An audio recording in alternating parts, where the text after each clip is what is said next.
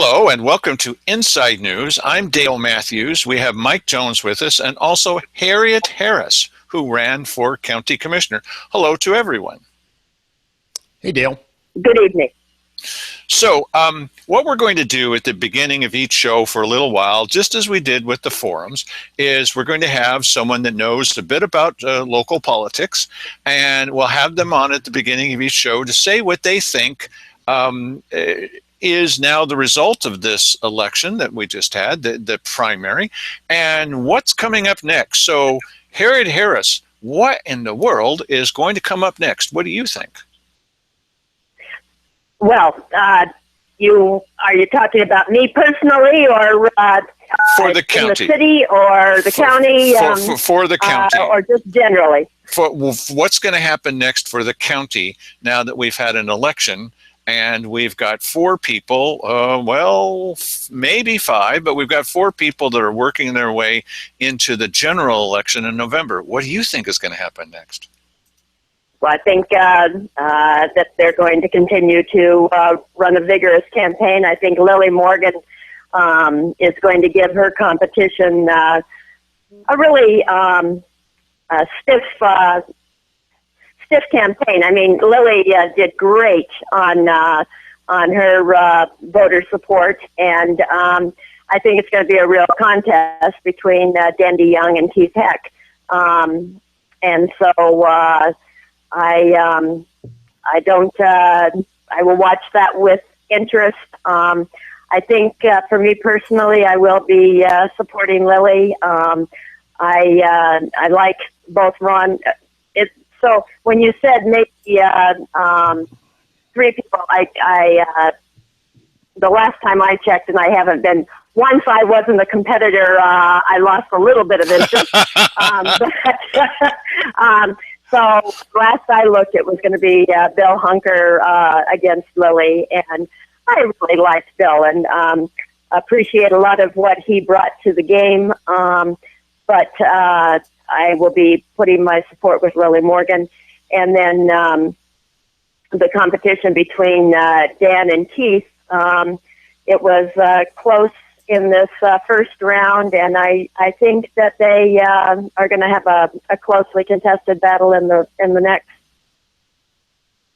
Now, since Lily Morgan has backed property tax hikes in the past, and many of her supporters are super property tax hike people, and since we know that Dan DeYoung is one, and since we know that Keith Heck is one, what do you think is going to happen with property taxes in our county? Well, again, if they put it on the ballot, it will be up to the voters to decide whether or not they want it. I personally believe that there is a public safety issue, and that we need to come up with some additional funding for that. But I personally don't think that property tax is the way to go. Again, it will be a voter decision. I just would like to see some more creative ideas put out there besides the property tax. And I think whether, even though I'm no longer going to be running for commissioner, I do think I will be visiting the current commissioners and the future commissioners during their office hours and trying to put forward some other ideas. Now, will we be still seeing you at a weekly business session standing up and saying your opinion about things? Occasionally. I will not be... there is going to be one more budget meeting, I believe, and I would like to start attending the business meetings. So that is probably a place where you will see me. I may not go to all of the commissioner meetings. So can you tell us, please, what you think is the big lesson that you learned? We better have learned a lesson, you and I both. What is the big lesson that you learned about the electorate of Josephine County? Well, there really is, and I don't know that the current commissioners fully understand that, but there's a big difference between the mentality of the folks in the city and the folks out in the county. And I really think that the commissioners need to be soliciting more ideas from the general public. But I don't know that there's any easy answers to these problems. For one thing, you need to educate the electorate as well. Oh, we're trying. We're trying. It's a tough job. Yeah. But somebody has to do it. Yes. And this bond issue for the community college is an excellent case in point. All of us were duped on that. I mean, to put that on the ballot and make the voters of Josephine County feel like they were voting their desires, and then seeing that their desires could be overridden by Jackson County. By Jackson County. You need to have that put forward so that if you really feel strongly about it, you're exerting some of your influence into Jackson County as well, and not sitting fat, dumb, and happy thinking that you've made your position known here in Josephine. Now I think we need to work to try to make sure that that $20 million that Josephine County gets its fair share of that, if we're going to be putting our tax dollars towards it. No, Harriet, we're going to ask you to stick with us while we play back a little excerpt from the TV news from KOBI last night and tell us some of your impressions. We'll share ours. But I have a question to ask about that first, what you just said. You just said fat, dumb, and happy. So among the three of us, which of us is which? Yeah. Well, I'll say I'm happy, and I'm afraid that makes Mike fat if he's left to compare himself with you. But oh no, Dale. Now I'm dumb. Okay, I'm dumb. All right, I'm ready for that. Okay, here we go. Yeah. All right. I'll take fat over dumb any day. Here's Channel 5, and thanks for sticking with us for a moment here. Here we go. Here's Channel 5's report. Community College's $20 million bond levy gets the thumbs up from Jackson County voters, while voters in Josephine County rejected it altogether. But despite that, homeowners in the RCC district will still have to pay taxes. NBC5's Nicole Stein is live at this hour at Medford RCC campus with more. Nicole. Our Measure 1769 passed last night with 53% in favor, thanks to majority of Jackson County voting yes. But if Josephine County had their way, it wouldn't have passed. Rogue Community College is ready to start finalizing projects now that the $20 million bond is approved. The school will use the money to expand and improve facilities, as well as build new ones on all three of their campuses. But one Grants Pass resident says a lot of people didn't know that the measure passed without their consent. There were a lot of people who said, what? No, that can't be right. We voted against that. Yeah, well, we're tied in with Jackson County, and because Jackson County decided to say yes, now we have no choice. Oh, that's lovely. Public Information Officer for RCC, Grant Walker, says that the money will be split between all three campuses as evenly as possible. It just depends on what projects belong on each campus. The one thing he did assure me is that it will benefit the students no matter what. So taxpayers' money is going to good use. All of these projects are capital projects, which means it's all going into improvements of facilities and building some new buildings. So it's not about operations or salaries or anything like that. It's all about improving our facilities for our students. Walker says the projects won't all start at once, but some will be underway as early as this fall. Live in Medford, Nicole Stein, NBC5 News. Mike, why is she standing in front of a closed building at night? Yeah. I don't quite get that, but whatever. Okay, so Harriet, before you rush off to the next thing, tell us what you think. You'd already mentioned some of this. What do you think about the way my hair looked in this interview? Isn't radio wonderful? Radio would be, yes. Go ahead. Not radio, but telephone. But you sound like radio to me, but on the telephone. So I can't see your hair, but your hair has always looked fine. Yeah, it looked like I comb it with a balloon. Tell us what you think about this again, about how the people didn't really, I don't think that they understood that, what was it, Mike? 53%, and we still have to pay it anyway?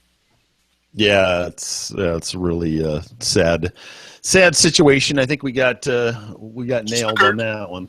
Yeah. Yeah.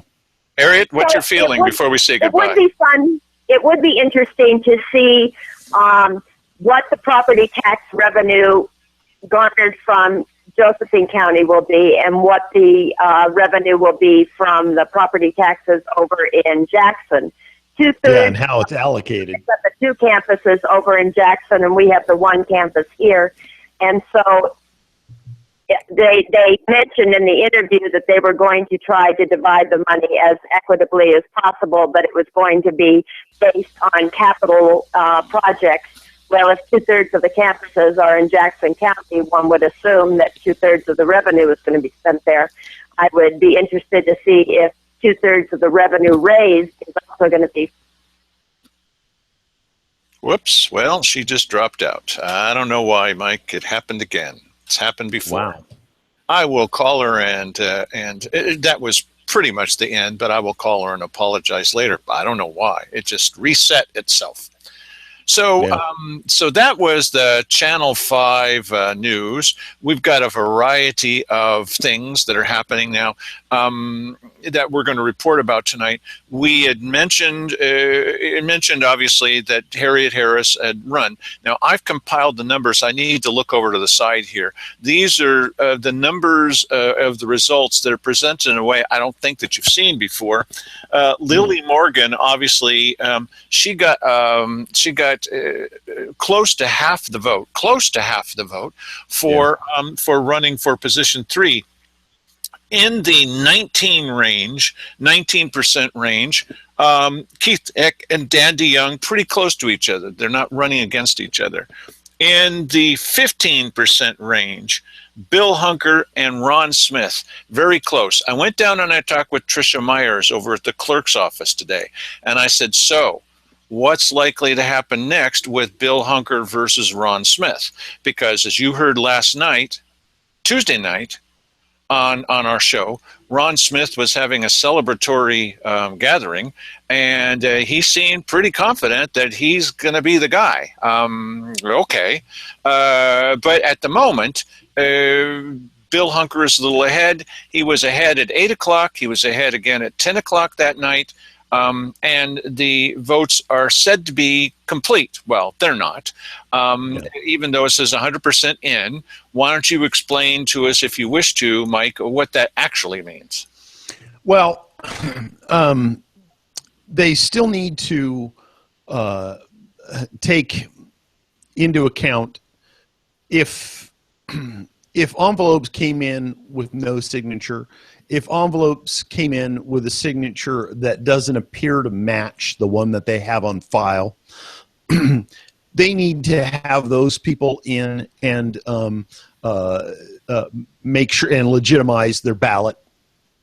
And so then you'll have a number of votes that will go to other candidates, or perhaps Bill Hunker or Ronald A. Smith. So and then, okay, so there's the signature legitimacy thing, and then they're going to do a recount. That's right, because it's so close.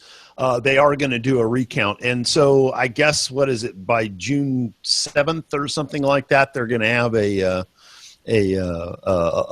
legit final verdict on that, and then we'll have a winner out of those two. And it's entirely possible that through a recount and this situation with signatures that Ronald Smith may end up on top. I don't know what's going to happen if they do a recount and Ron Smith is on top by 20 votes.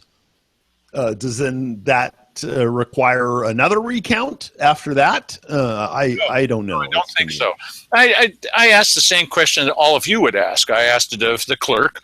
Well, with 28 votes separating them, how many do you think are going to came in without a signature? And there's 10 times that many. Ooh. Oh. Okay. Now, it's certainly possible that all of the people that didn't sign their thing, their ballot, or didn't sign it properly were voters for me. That's possible, because of the kind of audience that we have for the show. But wow, really? You want to say that? I'm kidding. There can be some fluidity here. And sure as shooting, it's true. Somebody did call in and ask, close to the Ron Smith campaign, and ask pretty tightly, when is the recall going to start? Well, you already know who it is. That would be Dee Dee Lovelady, who is the partner, was the best way to put it, with Ron Smith. Really wanted to know. And so, I was able to answer. Hang on a second. Recall? Recount. I meant recount. Okay. I recounted it to you. Yes, it's very close, and we are going to find out now. So far in the history of Josephine County that I've been here, I'm a newcomer at 16 years. It's never made a difference, but it's certainly possible when you've got 10 times as many people that they already know about. Yeah. Right. So that there's a possibility. So just going on down through the list, the people that it suddenly jumps from about 15% down to 9%. And you've got Tony Webb, Nathaniel Duarte, Joseph Rice, and Harriet Harris. And then it jumps down to about the 8% numbers, and that's Mark Seligman, Sandy Casanelli, Dale Matthews. Then it jumps down to about 6%, and that's Raymond Smith and Paul Walter. And then down to about 4%, and that's David Martin and Bill Ertl. And then down to about 2%, which is Shane Christen and Mark Kelsey. Mark Kelsey, not on the ballot. No, on the ballot, but nothing in the voters' pamphlet, not running, and he still got 504 votes. Amazing. 500 people chose him. Well, okay. There you have it. Yeah. So that's where that really points out that how important voter education is, because I don't think that all of those people knew exactly who they were voting for. I cannot believe that. Yeah, Mark Kelsey's the guy that said he was going to run the recall campaign against Simon Hare, collected names and phone numbers and addresses, and then kept it. Never turned it in.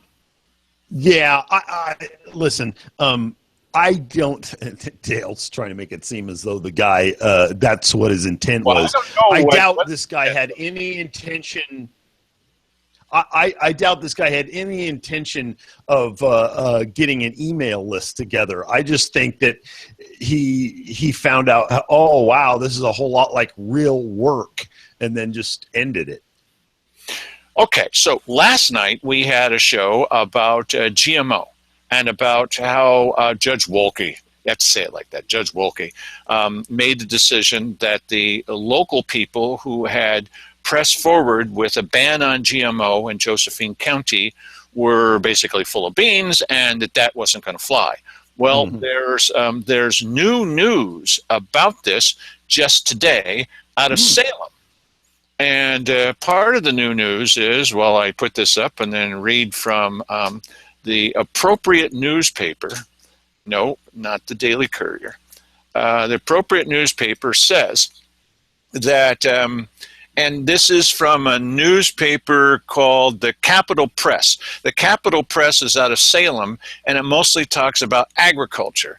And what they're saying is that there is a dispute that's now being considered by people who feel that they were sprayed with pesticides when they shouldn't have been. And they're seeking a little over $4 million in damages from the company that sprayed them. And they're saying that the right to farm law is protecting the people that sprayed them with pesticides, and that there's a flaw with the right to farm law.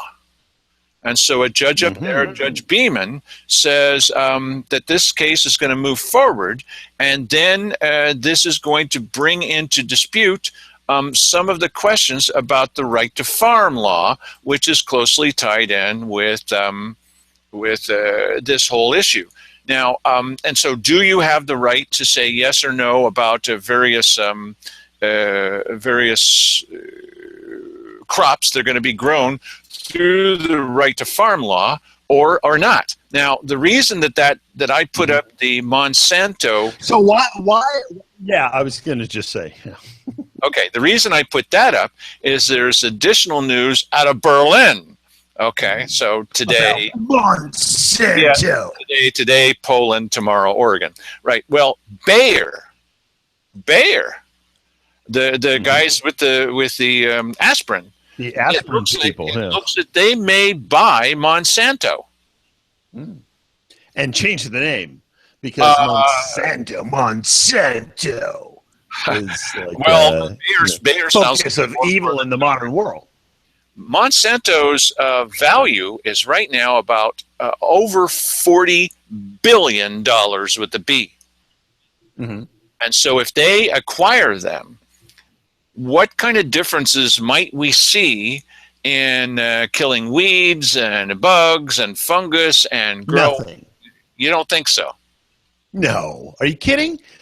Listen, regardless of how people have demonized Monsanto, people still use the heck out of Roundup, and they may change the name to Roundown, but it's still going to be the premier weed killer. You know, I don't see any difference. Listen, they know, success. You don't get to 40 billion without being successful in some things, and I think it's a wise move because PR wise, as I said, Monsanto focus evil in the modern world. They're going to try and change that by putting a different name on it. Well, DuPont and Dow Chemical agreed they would join last year, but and Kim China agreed to buy Syngenta of Switzerland back in March, and so this combination may make a real difference in the way that soybeans and potentially in the future marijuana and other things are grown in Oregon, and especially here in our county. It's a possibility. Oh, you're talking about through the proliferation of genetically modified I am. foods. Yeah.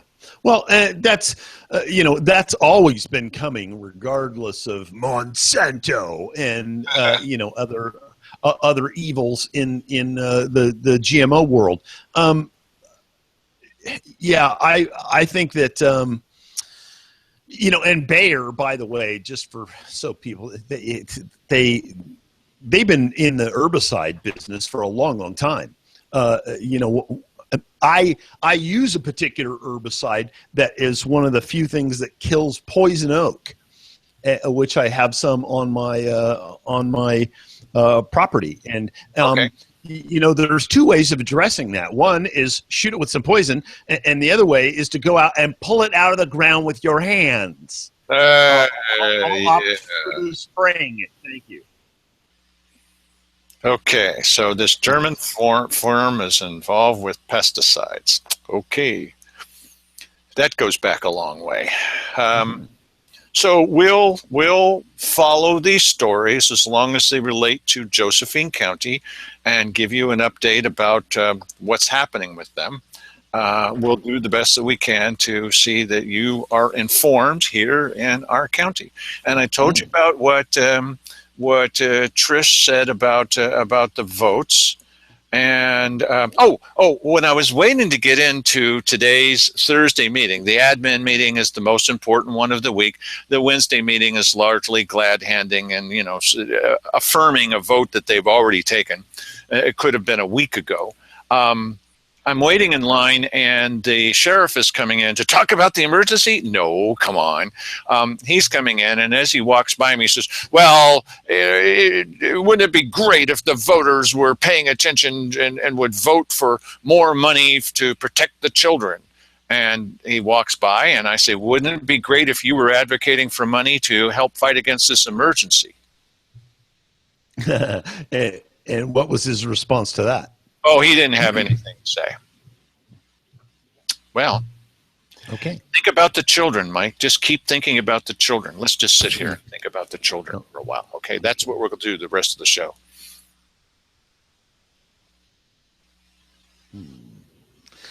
Yeah. I'm kind of bored with thinking about children. Okay, so oh, did he say that? Yes. Okay, so the little back room. The most interesting thing to come out of there, mostly it was just somebody would come up and they say, well, I'm asking for this, and this is just a continuation of the current contract. And they go, chunk, no problem. Or could you sign this this plat map? Yeah, I'll sign the plat map. So it was mostly that kind of thing. A little bit more interesting things happened when the new parks director came in, and she had a bit of an update for the commissioners about what's going on with parks. And I just thought you might want to hear this. Now, was there any really positive news? Well, Simon Hare brought up again that it would be great if they had a public relations person that was pumping out happy, positive stories about the commissioners. Because there's so many happy, positive things out there, you know. Okay. And if only we all knew them. You know, I'm sitting right there during their happy, positive news time, and they do try to turn up the volume on anything that's happy and positive. And for the life of me, it's hard to identify very many of these things. I did talk with the new forestry guy, and I said, it would be great to have you come on our show. I've talked to him. This was the third time. It would be great for you to come on our show and explain what's happening with our Josephine County forests and some of the innovations that you put in. And of course, we would ask him a question like, are you going to change the policy of most of the money coming in is coming in to pay for your salary and that of your staff? And is there a way that we can actually make some money off of this thing? He made very clear to me that he's not ready for prime time, and that it's enough for him to appear with his back to the camera at these little backroom meetings. He's not even real excited about going to a weekly business session. Mm-hmm. Okay, so government transparency. At any rate, I did give him an opportunity, and it doesn't mean we'd rake him over the coals, but I'd like to know what's happening with our forests. Listen, I know for a fact that there is another way of doing this, and there is. I would like to hear from somebody who's objective, and it's going to be very difficult to be objective when it's your job to fill this space here. And and people that work in government aren't really interested as much in getting the job done as they are, making their department look good and having as many people as they possibly can in their department. I know that, somebody working in this field could come in and say, there's an easier way to do this. There's a way to maximize profit to where instead of, getting, $100,000 or less in actual benefit to the county, and that, we could get $500,000 or more even in benefit to the county on an annual basis. I don't know if we would hear that sort of thing from this guy. I don't know. It seems to me that if you work in county government, you don't want to, alleviate the problem that you're there to fix. And I would like to see that be different. About what kind of wood is growing here, how are we doing against bugs? What do we think about the checkerboard pattern that surrounds our county that's owned by the government, not owned by the government, that is managed by the government, and the effect that has on us? There are lots of things. It would be nice to just have a thumbnail overall view of what's happening in our forests, in our county forests. Yeah. It's not going to happen. And he did go into that, in some detail when he made his presentation to the budget committee in the last hearing. If you go to the county's video on demand page, you can watch that budget meeting, which is interesting on a number of levels. Oh, yeah. You saw how much we went over the last budget meeting. Wait for this one. Now, so I'm going to be going over part of it. I may be joined by a person or two, aside from Mike, because Mike is, over the next 2 weeks, is going to be spending a little bit more time with his family. That sounds like a politician. I want to Yes, right, exactly. my family. Yes, right. And so we're not going to see as much of Mike as we demand.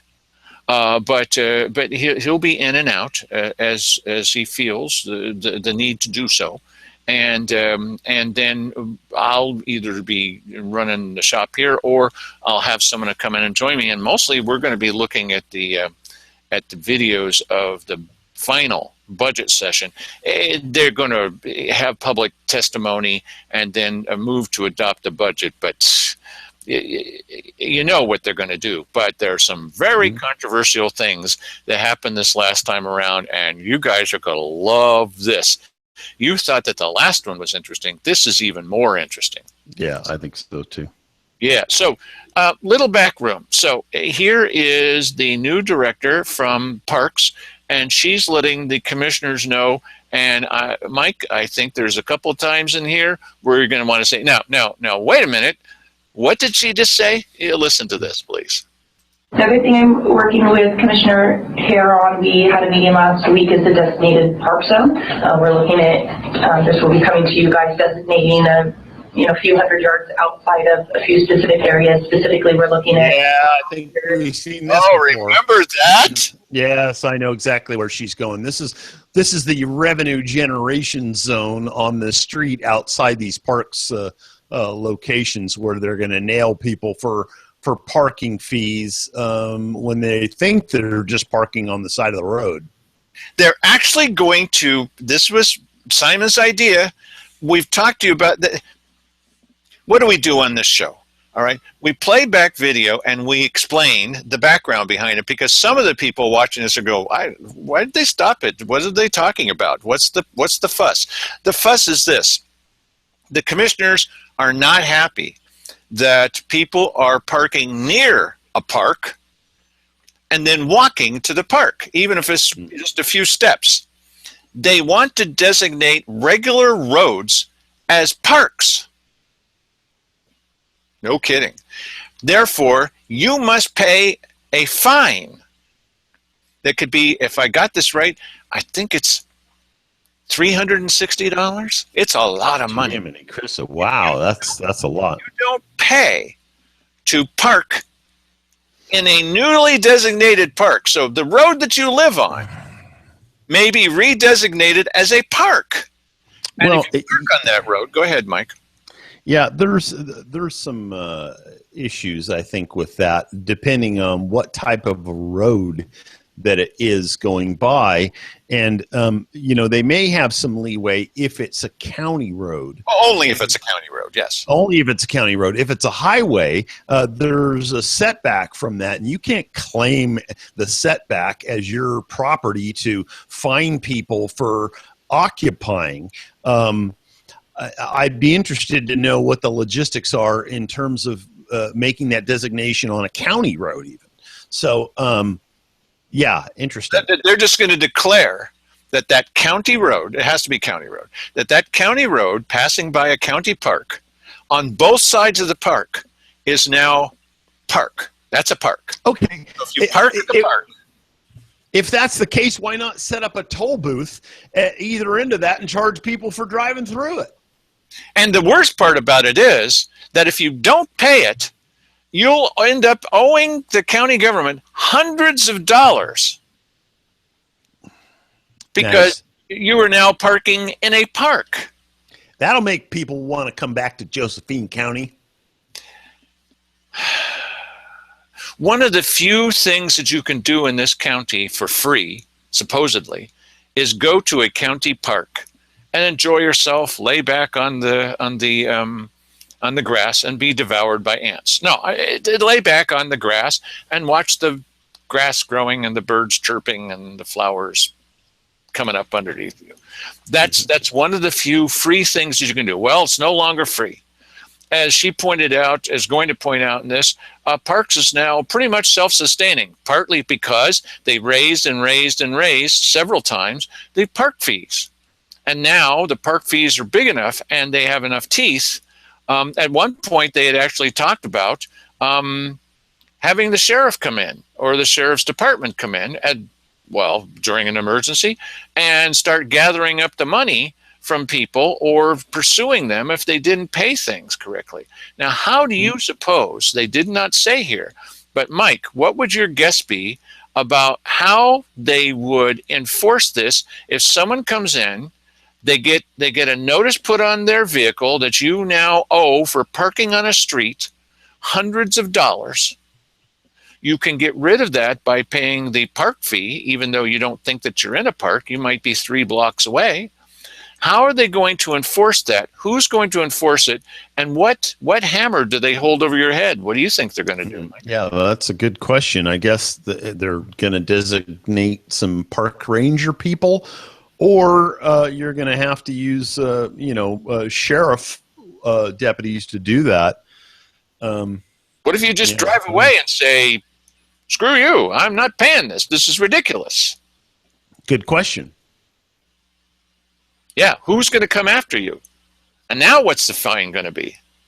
Yeah, I don't know. That's a good question. This was good question. This was Simon Hare's idea, and the other commissioners are going, yeah, buddy, okay, great. So here she is carrying it forward.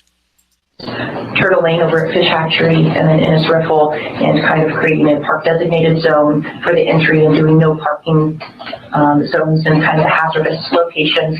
It'll also make people come into the park. We have a walk-in policy. It's free. You can avoid your day use fee, but it's not intended for people to drive just outside the park and walk in. It's meant for people who are truly walking into the park. Now, wait a minute. People who are truly walking into the park? Who the heck is going to designate people as truly walking into the park, Mike? I don't know. So if you live near the park and you are truly walking into the park, that someone's going to determine that. Why, that's okay. You can do that. That's free. But wait a minute. Truly as opposed to what? That's the point. That's my point. Now, if you park 3 blocks away and you walk into the park, you're not truly walking into the park. You're parking near the park. What? And so that's not truly. Yeah, I see. Yeah, they're trying to say that if you're parking near the park and walking in, that's not truly walking in. You drove there in your car, so you're going to pay a fee. I get it. Okay, yes. Okay, all right. So it's you government speak. You walk into the park at 10 o'clock, okay, and you look around and you see people, and you say, now that guy looks like he walked here from 3 blocks away, and that guy doesn't. You're going to go up to people. That's one method. You're going to go up to people and say, how did you get here? Hey, take a hike. Okay. How are you going to, you're going to follow the person back to their vehicle? Really? Maybe you could get young kids to inform on their neighbors. That'd be a lovely way of doing business. Okay. Mm-hmm. And so how are you going to know? You're going to have people lined up, government workers lined up along the road, watching as someone gets out of their vehicle and walks over, and they walk over near the park, and they turn around and walk back. You got to keep watching them now, because they go back to their vehicle, and then I forgot my book, and then they walk the 3 blocks over to the park. Oh no, that person did not truly walk in. That person. Yeah, you know what? What? I see, possibility here that you could finagle some sort of a deal where you get a free park pass for narking out all the people that are walking into the park. That's what you could do. You could sit down there in a lawn chair across the street from, and you go, oh yeah, watch that guy, watch him. Oh yeah. That's how you could, do your park volunteering and get a free pass. Okay. So your car breaks down 3 blocks, 2 blocks, 2.5 blocks from the park. and you call AAA and they say, we've been slammed today. We're going to be 45 minutes before we can get to you. We're so sorry. We try to be faster. You say, well, that's okay. I'll just walk over and relax in the park. Oh, no, you don't. Because you didn't truly walk in. You came here from your vehicle. Mm-hmm. Okay. Lovely. Yes. Who is truly, and how are you going to know unless you watch them from their car that they've truly walked in or not truly walked in? Yeah, I don't know. Good question. Nice. What if all the handicap spots are taken at the park? Okay, and so you park out on the street as close as you can. You haven't truly walked to the park. Well, I mean, do handicapped people get free access to the park or something?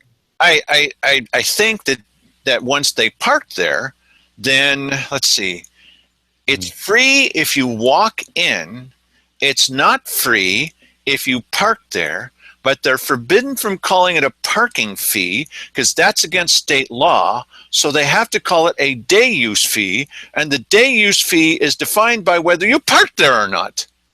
That's a parking fee, but that's forbidden by state law, so they can't call it a parking fee. They have to call it a day use fee. Well, I wonder why the parking fee is illegal by state law. Wouldn't it be to stop people from doing stuff like this? Yes, I would think so. I would think so. All right, a little bit more from the commissioners swearing up and down that you got to think about the children. It's about safety, Mike. Safety, not about money. Safety. So it's a leaky hole in my system as far as revenue goes. So we're working. Oh, now wait. What did she just say? It's a leaky hole in my system, which made me pay attention as far as revenue goes. They can't help it. I think she's a relatively nice person, but they can't help it. Whenever they talk, all three of these plus the department heads, whenever they talk, they always say the truth eventually, but you have to listen quickly. It's a leaky hole in her bucket as far as revenue goes.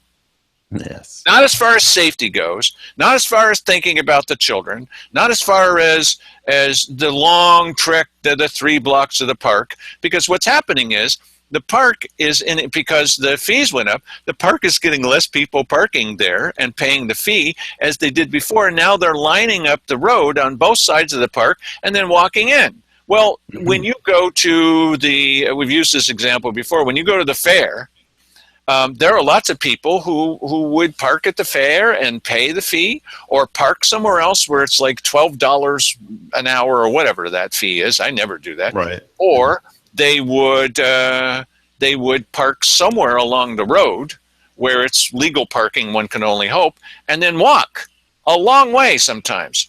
Well, what we need to designate all of that road area as the fair. Right. Yes. Yeah, it's good thinking, Dale. You should be working in government. Jeez. Doesn't look likely now, Mike. Okay, here we go. Works, and we have designated or identified the zones, and we're looking at signage at this point. The paramount thing for me was when I go to Tom Pierce Park and it's on a curve, it's steep, and it's just littered with cars on every side. People are biking in, they're walking in, they're walking. Dangerous. It is dangerous down there. Yeah, buddy, it's so dangerous, Mike. Really. They're concerned about our safety. That's what it is all about. It's all about our safety. So if we just... Wait a minute, though. But they're concerned about safety, so they're going to charge us some money. But they're not concerned enough about safety to take some money that they already have and give it to the sheriff. I get it. Okay, yes, thank you. That's why when he walked by and he said to me, well, it's too bad that the voters aren't voting money in for the children. Yeah, it's too bad that the sheriff isn't advocating for his own funds to keep us safe during an emergency. So this is another emergency situation, Mike, when you really think about it. Emergency. Danger, Will Robinson. Lovely. Okay. So that's not the only issue they discussed back there. I thought that was the most tart one, but here's one. This one's going to get to you. Just imagine now that you're working in a park and you've got trash barrels in the park. And now somebody, if they wanted to stuff trash in the trash barrel, they could, or if they could just, if nobody's watching, they could just drop off their trash next to the park. Or why even bother getting it close? Just throw it out the window so it ends up near the trash, or just put it anywhere. Not trying to give people ideas, but they don't need to put it in the trash barrel. So what they want to do is they want to have the expensive kind of trash barrels where you can't put a whole bag in there, and because that's just not the right thing to do. Okay, so over a period of time, if you buy a metal trash barrel, eventually parts of it are going to rust, of course. Well, now it's a trash barrel, and people aren't going to see that part of it because it's usually encased in something. Well, you can't just take some piece of metal and weld it on the outside. What, are you kidding me? You can't just, repair this and put something along the side or put some goop on there that then dries and then you drop it in the receptacle. That's not good enough, Mike. You're going to need to buy all new metal trash cans because even though you can't see most of it, that rust is really just, it's unsafe when you think about it. Think about the children once again. Rust. And I've been taking iron pills, and just think what that would do to me if I walked to 3 blocks to the park and I found that there was rusty iron at the bottom of a trash can. I can't even see what's down there. So why okay, maybe this is a stupid question. Why aren't they using plastic? Good question, Mike. Because plastic rusts less than steel yeah. No, but what I'm asking is, let's suppose that you do have some rust holes, big holes in the bottom of the trash receptacle. Is it possible that you might put something over that and it doesn't need to look beautiful? It's a trash can, first of all, and it's covered. Okay, but if you put something over there, or you even weld a plate on there, or rivet some kind of plate on there, that's going to, do you think during a time of fiscal conservatism in our county, that something that's been, but we put 5 different welds on there, that's unsightly. We can't see it. Is there a price tag that's been given? Oh, yes, and that's the very best part, which is why I saved this clip for last. Listen to this. Listen to this, buddy. Our budget right now is doing good. We're certainly operating in the black, and we're looking at starting to continue to reinvest in our parks. For instance, if you walk around, almost every metal trash can that you see is rutted out on the bottom and rusty, some of them dented. So we're going to be working on purchasing new trash cans and just continuing to do small facelifts, order some new barbecues that need to be replaced, the major proof ones, and just continue to do general park sprucing. So things are going in the correct direction, and our parks are looking great if you've been out and about. No major complaints, and I don't have numbers. I'll have to run them for my next report, but our annual passes are up as far as sales go. For commercial passes, we've already exceeded what we did last year at this time, and for annual days passes, I'm confident that we're above over last year's numbers as well. When you replace the trash cans, are you doing the kinds that are tamper-proof? I am trying. The price is astronomical. The ones that I ideally would like to buy are about $900 each. What? Just wouldn't be doable. I've contacted Playcraft for their pricing, and they have metal ones with lids. Those run about $350 each. There you go, buddy. Wow. There has to be a better way to set up trash cans for people to, were I a businessman and I had a park and I wanted to have trash cans for people to throw stuff away in, I would hope that I could find, and of course, a great deal of it has to do with, how big are these things, because, but these are the little kinds that you see in the park. They're the kind that's got the hole in the top of it. Can't be very big, or people would put all of their trash in there. Well, there's a huge problem, right? Okay, so it's got to be a hole about this big. It's not going to be one of these huge things that's, like at a construction site. It's going to be kind that has the hole in it like this, and they need to probably, go in and pull that stuff out of there once a day, once every couple of days. But you just can't, and they fit within a container. It goes within a container, and then they pull the thing out. So, but you can't have little spots of rust or even big holes that have been repaired by more metal, because that's unsightly, although you can't see it. So let's spend $300. That's better than $900, Mike. I'd hate to make a judgment about this without actually seeing what they're talking about, but if there's one thing that I know, because I have a lot of friends who talk about, well, I'm going to do such and such, and I go, well, here, let me get back to you. Let me do a little research on shopping for that, because I like shopping around for stuff and finding, where I can get it the cheapest. And I'd be willing to bet that I could probably find something that is, a functional alternative for a heck of a lot less than $900. Now, let's suppose that you went down to on the spot, Mike. Let's suppose that you went down to one of the local stores, local, and you wanted to get one of those trash cans that's big enough to put all your leaves and stuff in. The regular size trash can, not the tiny one that goes in your office. The regular, like a 33-gallon, trash can, like the ones you see out on the curb, be them plastic or galvanized steel. So let's suppose that you decided, because of the rust emergency, that you were going to get the plastic kind. Okay. Now, how much do you think that you would spend at one of these big box stores for that? They're cheap as dirt. The plastic trash. I don't know specifically, but we're talking $25 at the high end. I would think. Okay. I know that you can spend about as much as you want to. You go to Home Depot, they probably have 8 selections for you in a number of different price ranges.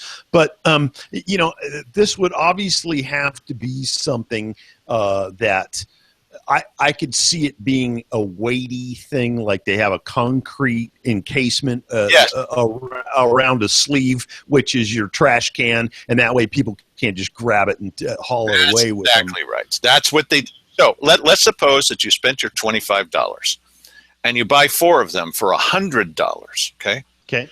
Now let's suppose it's made of some kind of strange plastic that gives up the ghost every year. That's ridiculous. That plastic is going to last probably 5 years, 10 years, a decade. But let's suppose every year for those 4, you spend $100. Right. Yeah. You know what? Again, it's very difficult to get into specifics without seeing what they're talking about. But I know that they're probably married to one particular type of thing that some vendor is selling for $900. At least 3. I just think that, I don't think that government, and as a general rule, if you look up on YouTube Milton Friedman and other people's money, it talks about certain principles where if I go and earn my own money and spend it on myself, I'm going to spend it one way. If I earn my own money and spend it on somebody else, I'm going to spend it another way. If I am getting somebody else's money to spend on myself, I will spend in yet another way. And if I have other people's money that I'm spending on other people, yet another way. And so the most wasteful of those is people taking other people's money and spending it on other people. And if they found this is the most wasteful possible scenario, and this is government's forte. It's what they do. So I would expect. We've got a Parks Board. There's a Parks Board, and people fight to get on the Parks Board. Rika Brown just was working for years to get on the Parks Board. You mean to tell me that there's a Parks Board and they say yes to a $350 trash can thing that fits inside of another one? Really, and if we're talking about 4 of these, and it's ridiculous that they would just last a year. Come on, what are you pouring in there? Caustic chemicals? That even if it did just last for a year, what? So it's $100 a year for 4 of them. It's not $350 for something. It just doesn't make any sense. And the little back room is the center of activity that doesn't make any sense. And we're the second center. Mm-hmm.